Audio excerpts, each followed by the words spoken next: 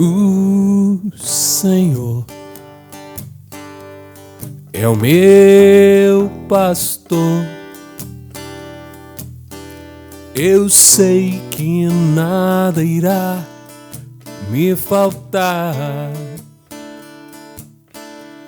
Em campos bons me faz deitar, por águas calmas me levará.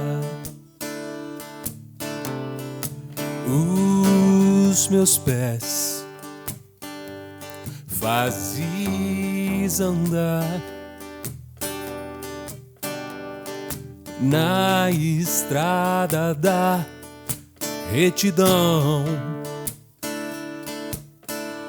se no caminho eu desviar,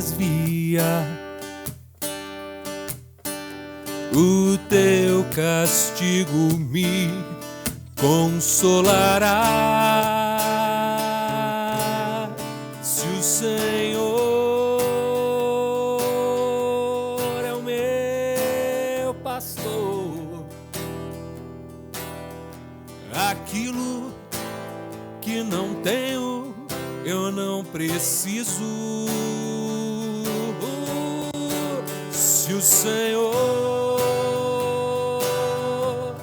é o meu pastor, aquilo que eu não tenho eu não preciso.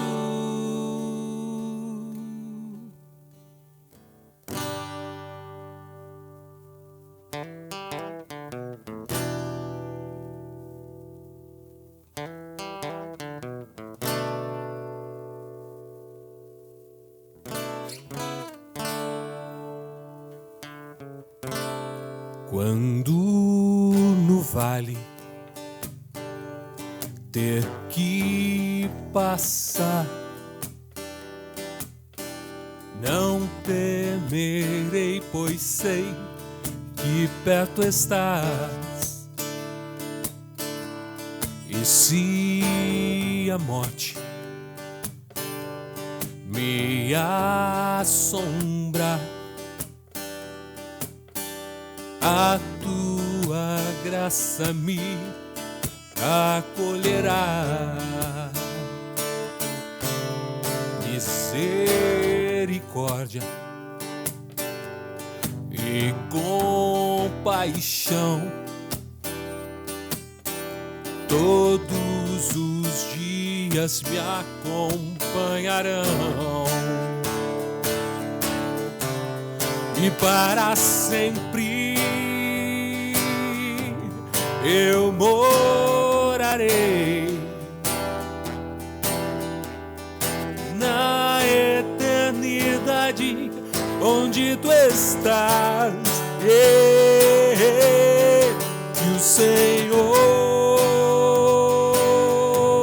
é o meu pastor, aquilo que eu não tenho eu não preciso. Se o Senhor é o meu pastor, aquilo que eu não tenho eu não preciso. Se o Senhor é o meu pastor, aquilo que eu não tenho eu não preciso desejar.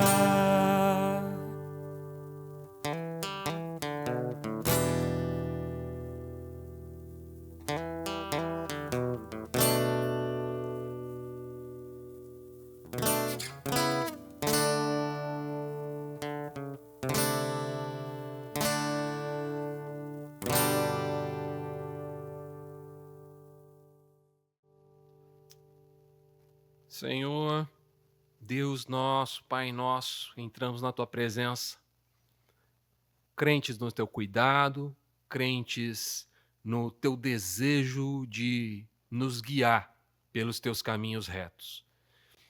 Entramos na Tua presença confiando e esperando que o Senhor fale conosco essa noite. Então, Senhor, abrimos nossos corações, clamamos que o Teu Espírito venha fazer morada dentro de nós, nos levando a compreender, a receber revelação, a nos lembrar daquilo que o Senhor fala conosco. É isso que nós te pedimos hoje, em nome de Jesus. Amém. Bom, essa canção, para quem não conhece, é 23 do Projeto Sola, né? Hoje a gente inicia uma nova série de mensagens falando acerca deste Salmo de Davi, né? A gente vai começar uma série em 4 partes sobre o Salmo mais conhecido de Davi, tanto que em muitas casas você vai encontrar Bíblias abertas, né? Muitas vezes aquela Bíblia bonita, em cima de um expositor, assim, de um suporte, né? Aberta no Salmo 23. Ela é um salmo bem curto, na verdade, né? Um salmo de 6 versos e com um tema central, uma metáfora, né? Muito clara, muito bem definida, e que Jesus vai utilizar em vários momentos do seu ministério essa figura do pastor e da ovelha, né? Por conta de ser um salmo curto, muito claro, fácil de se entender, ele é geralmente um dos primeiros salmos que as crianças decoram, né? Eu lembro de decorar o Salmo 23, talvez com 8, 9 anos. Foi o primeiro salmo que eu decorei. E é muito comum isso em criança crescida em igreja, né? É muito comum as crianças serem incentivadas a decorar o Salmo 23. E em muitos contextos, inclusive, esse salmo é uma espécie de oração, né? Uma espécie de reza, ou um tipo de mantra. Não só entre evangélicos, mas em diversas religiões você vai encontrar o Salmo 23 sendo usado para expulsar espíritos maus, por exemplo, né?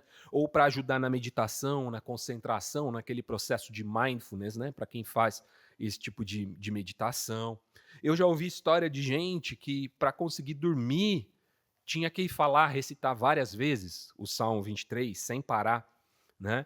E aquilo ia entrando na mente, no coração, e aí a pessoa conseguia se acalmar e conseguia descansar, né?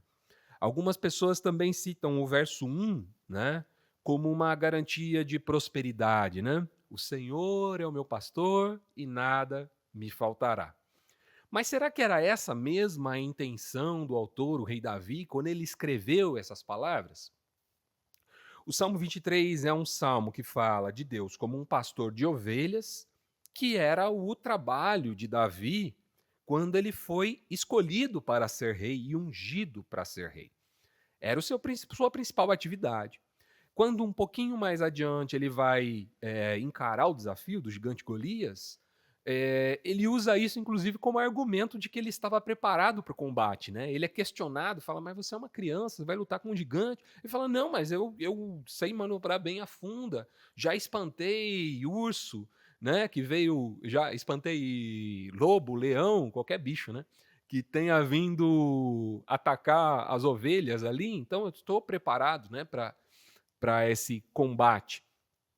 Então, ele usa uma figura, vamos dizer, da sua profissão, da sua vivência, para retratar sua relação com Deus. A gente vai entender o Salmo 23, eu gostaria de ler ele na versão da Bíblia A Mensagem, né, do pastor Eugene Peterson. Né? Eu cito bastante Eugene Peterson, é um dos meus autores favoritos, um dos meus teólogos favoritos, um dos meus pastores favoritos.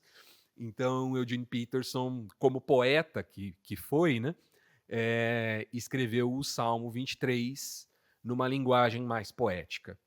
Ele diz assim: Ó Eterno, és o meu pastor e eu não preciso de mais nada.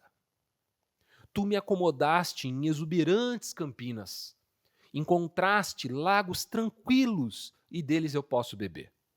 Orientado por tua palavra, eu pude recuperar o alento e seguir na direção certa.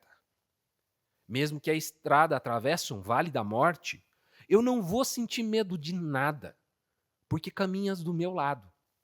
O teu cajado fiel me transmite segurança. Tu me serves um jantar completo diante dos meus inimigos. Tu me renovas e o meu desânimo desaparece.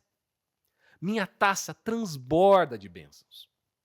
Tua bondade e o teu amor correm atrás de mim todos os dias da minha vida. Assim eu vou me sentir em casa no templo de Deus, todo o tempo que eu viver. Bonito, né? O homem sabe usar as palavras, né? Ele sabe como transmitir sentimento na escolha da palavra certa. Na versão NVT, a gente vai ler os 3 primeiros versículos, que são aqueles que a gente vai lidar na mensagem de hoje, tá? Hoje a gente vai falar dos 3 primeiros versículos, sábado que vem a gente vai falar do verso 4, no outro sábado do verso 5 e no seguinte, no último sábado, o verso 6. Na NVT, os versos 1, 2 e 3 estão assim, ó. O Senhor é o meu pastor e nada me faltará. Ele me faz repousar em verdes pastos e me leva para junto de riachos tranquilos. Renova as minhas forças e me guia pelos caminhos da justiça. Assim ele honra o seu nome. Primeiramente, o Eterno, ou o Senhor, mencionado aqui, o Senhor é o meu pastor, né? Ou o Eterno é o meu pastor, ele é aquele nome de Deus que a gente mencionou 2 semanas atrás, né? Yahweh, ou YHWH, que, na verdade, não tem, é uma palavra feita só de consoantes, né? Então ela não tem uma pronúncia correta. Como é que se pronuncia? A gente é acostumado a falar Yahvé, né? Ou Javé, ou Jeová, né? Mas nada disso é correto. Nós não sabemos qual é a pronúncia correta desse nome que está escrito aqui. O que mais se acredita é que YHWH é o som de uma respiração. É inspirar e expirar. Então, dizer que é o meu pastor significa que eu sou orientado, guiado por dar e receber, por abençoar e ser abençoado. É o ar que eu sopro para fora para abençoar e o ar que eu inspiro para ser cheio desse ar. O ar que na cultura, na tradição hebraica é o símbolo do Espírito de Deus, né? Aquele que Deus sopra nas narinas de Adão e aí ele se torna alma vivente, né? Então, assim como o ar que eu respiro, o Senhor me enche e eu sopro de volta compartilhando desse espírito com o meu próximo. Agora, se essa é a realidade da minha vida, se Yahweh é o meu pastor, né, tudo na minha vida vai ser impactado por essa realidade. Eu não sou mais o meu pastor, eu não sou mais senhor da minha vida, eu sou ovelha, né? E aqui a gente hoje vai mencionar 3 aspectos que são impactados pelo fato do Senhor ser o meu pastor. O primeiro aspecto é que nada me falta, né? É isso que diz o primeiro versículo. O Senhor é o meu pastor e nada me falta. O primeiro efeito de ser pastoreado pelo Senhor, por Yahweh, é que essa pessoa deixa de ser carente de qualquer coisa. Não significa que a gente vai ter tudo que sempre quis, como alguns ensinam erradamente por aí. Mas sim que as ovelhas de Deus, as ovelhas de Yahvé, as ovelhas do Senhor, não querem mais nada além dele. É por isso que eu gosto muito dessa versão que eu cantei, né, do Projeto Sola, se o Senhor é o meu pastor. Se o Senhor é o meu pastor, então nada me falta. Nada me faltar é produto do Senhor ser o meu pastor. Ou em outras versões vai dizer, porque o Senhor é o meu pastor, nada me faltará. Essa é a ideia que está por trás desse versículo. Por que nada me falta? Porque Deus é o meu pastor. Nem todo mundo é ovelha do Senhor. Nem todo mundo é ovelha de Yahweh. Nem todo mundo se satisfaz plenamente nele. Muitas pessoas vivem seguindo outros pastores, né? Pode ser o pastor da religião, pode ser o pastor do emprego, pode ser o pastor da família, pode ser o pastor do prazer sexual, pode ser o pastor da fama, pode ser o pastor de qualquer tipo de vício, pode ser o pastor de uma dependência emocional, pode ser o pastor do cargo que ela exerce. Ela é guiada. Quem é o seu pastor? Aquele que te guia, aquele que te orienta. Se você é guiado por qualquer outra coisa que não seja o Senhor, nós, né, temos outros pastores. Agora, todas essas pessoas que são guiadas por outros pastores convivem com um vazio dentro de si. Porque nada disso pode nos tornar completos. Mas quem tem Yahweh, ou Yahvé, ou Yahweh como pastor, o Senhor como pastor, não tem falta de mais nada. Sabe aquela frase que dizem por aí? O melhor de Deus está por vir. Você já deve ter ouvido, talvez você tenha falado. Para de dizer isso. Tá? O melhor de Deus está por vir? Não. Isso é uma mentira do diabo. É um engano para nos afastar da plenitude daquele que já veio. O melhor de Deus é Jesus Cristo. Ele já veio, ele já cumpriu sua missão. Quando nós dizemos que o melhor de Deus está por vir, nós reduzimos a vida e a morte do Senhor Jesus a um mero acessório. Por que eu digo que o Senhor é o meu pastor e nada me falta? Porque eu creio que Ele tem tudo que eu preciso. Eu não preciso de mais nada. Quando Jesus foi crucificado, essas foram as últimas palavras dele, né? No original, tetelestai, né? A gente tem até música, né? Com tetelestai. Tetelestai significa está consumado, está completo, acabou, fim, não falta mais nada. O melhor de Deus já veio. O melhor de Deus é Jesus Cristo. E se eu tenho Jesus Cristo, eu tenho o melhor de Deus. Nada mais me falta. Então, esse é o primeiro aspecto de alguém que tem o Senhor como pastor. Nada mais me falta. Segundo aspecto de quem tem Yahvé, Jeová, o Senhor como pastor, é que ele é o meu guia. Ele me guia. Se você é uma ovelha de Yahvé, saiba que ele vai te levar a pastos verdes para você descansar. E olha, às vezes ele precisa até do cajado para isso, porque a gente não quer descansar. A gente quer ficar no controle. A gente quer dominar a situação. A gente quer dizer quando é hora de descansar e quando não é hora de descansar. A gente quer produzir. A gente quer servir. Mas quem é o pastor? Somos nós ou é ele? Se ele é o pastor, é ele quem diz quando é hora de descansar e quando é hora de caminhar. Então, quando o Senhor nos guiar a pastos verdes, nós precisamos acalmar o coração e descansar. Porque o Senhor foi quem nos guiou a pastos verdes. Então, se ele nos guiou a pastos verdes, é hora de descansar. Em outros momentos, ele vai nos guiar a águas tranquilas, para a gente se refrescar, né? É isso que o Salmo diz.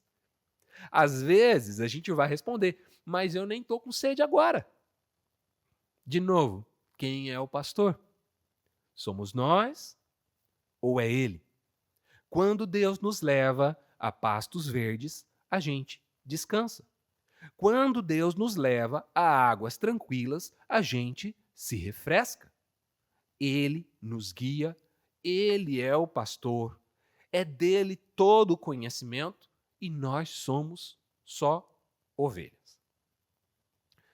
Terceira coisa que Deus faz nesses 3 primeiros versículos, né? Além de nos guiar ao descanso e ao refresco, né, aos pastos verdes e às águas tranquilas, é que o Senhor nos guia por caminhos retos, caminhos de justiça, veredas de justiça. Você vai ter algumas versões, né? Algumas versões vão dizer caminho reto, outras vão dizer caminho de justiça, outras veredas de justiça. O sentido aqui de veredas de justiça é o sentido do bom testemunho. A gente vive num mundo cheio de caminhos tortos, um mundo cheio de atalhos, como a gente mencionou na reunião da semana passada, né? Mas o Senhor nos guia por caminhos retos, por uma conduta ilibada, por um caminhar ético, correto, admirável. Eu já mencionei algumas vezes aqui aquele trecho em que Jesus diz aos seus discípulos que que as nossas boas obras devem brilhar diante de todos os homens para que eles contemplem e glorifiquem o Pai que está nos céus. A Bíblia vai ensinar que nós fomos criados para boas obras, para que a gente andasse nelas. Eu diria que é exatamente por a gente andar em caminhos assim que nós precisamos ouvir e obedecer quando o Senhor nos guia a pastos de descanso ou a águas de refrigério, porque só Ele sabe como vai ser o próximo trecho dessa caminhada. Só Ele sabe o quanto o próximo momento vai exigir de nós. De repente, nós falamos, ai, mas eu não estou a fim de descansar agora. Mas o Senhor sabe como vai ser a próxima caminhada, o próximo trecho que nós vamos enfrentar. Ah, mas eu não estou com sede agora. O Senhor sabe quanto tempo a gente vai ficar sem água depois desse momento em que Ele nos oferece riachos de águas tranquilas. Ele nos prepara para essa caminhada e o texto vai dizer que Ele faz isso renovando as nossas forças ou refrigerando as nossas almas. O mais importante é a gente entender o motivo pelo qual o Senhor nos guia, tanto pelos caminhos retos quanto pelos caminhos de descanso. O texto que a gente leu diz assim: o Senhor é o meu pastor e nada me faltará. Ele me faz repousar em verdes pastos e me leva para junto de riachos tranquilos. Ele renova as minhas forças e me guia pelos caminhos da justiça. Assim, ele honra o seu nome, ou por amor do seu nome. O nome do Senhor é Yahweh. O nome do Senhor é respiração. O nome do Senhor é abençoado e abençoador. É o Espírito que vem para dentro de mim e enche os meus pulmões, me regenerando, me enchendo do próprio Deus e que depois sai para fora de mim, espalhando cura, bênção, libertação. Vocês se lembram o trecho de Isaías que Jesus leu no início do seu ministério, quando entregam o rolo para ele, ali numa sinagoga, ele lê: o Espírito do Senhor está sobre mim, porque ele me ungiu para pregar boas novas aos quebrantados de coração. Ele me ungiu para levar libertação aos que estão presos, me ungiu para levar cura aos que estão doentes, me ungiu para anunciar aos pobres que chegou o ano da salvação do nosso Senhor. Quando eu me submeto ao pastoreio do Senhor, de Yahweh, o nome dele é honrado. Quando eu caminho ciente de que nada me falta, quando eu caminho pelos pastos verdes e pelas águas tranquilas, quando eu caminho pelos caminhos retos, o nome do Senhor é honrado. Se o Senhor é o meu pastor, eu estou completo. Eu descanso nele e eu ando em retidão. Essa é a conclusão. E nisso tudo, o nome do Senhor é honrado. Para terminar, queria dizer que é claro que para chegar nesses pastos verdes e nesses lagos tranquilos, Muitas vezes a gente passa por esses caminhos de justiça que vão atravessar lugares escuros, vales de trevas, né? O texto fala de lugar de morte, vale da sombra e da morte. E esse vai ser o assunto que nós vamos falar na semana que vem. Para concluir, vou fazer uma pergunta e para incentivá-los a participar aí, todo mundo fica à vontade para fazer suas contribuições. A pergunta é a seguinte: descansar no Senhor é fácil? Descansar no Senhor é fácil? Porque a gente fala, o Senhor me leva a pastos verdes, Ele me leva a águas tranquilas. Agora, é fácil descansar no Senhor? É fácil aproveitar esse ambiente de pastos verdes e águas tranquilas? E aí cada um pode contribuir aí com um pouco da sua experiência, um pouco das experiências que já teve com Deus. Olha só, eu queria primeiro te agradecer, porque se você chegou até aqui, é porque você assistiu essa pregação inteira. Uma vez que você chegou até aqui, você deve ter percebido que no final da mensagem eu dou um espaço para todo mundo interagir e participar. E se você está vendo esse vídeo no YouTube, você também pode interagir e participar aqui embaixo nos comentários, dando a sua contribuição. Se você gostaria de participar ao vivo com a gente, agora está mais fácil do que nunca. Você só acessa igrejapresente.com/encontro. A gente está sempre ali, aos sábados, às 20 horas. É só chegar, participar, edificar e ser edificado com a gente. Clicando neste botão aqui, você segue o nosso canal e clicando neste botão aqui, você tem acesso a todas as nossas reuniões da Igreja Presente. Seja muito bem-vindo e aproveite. Abraço, tchau, tchau.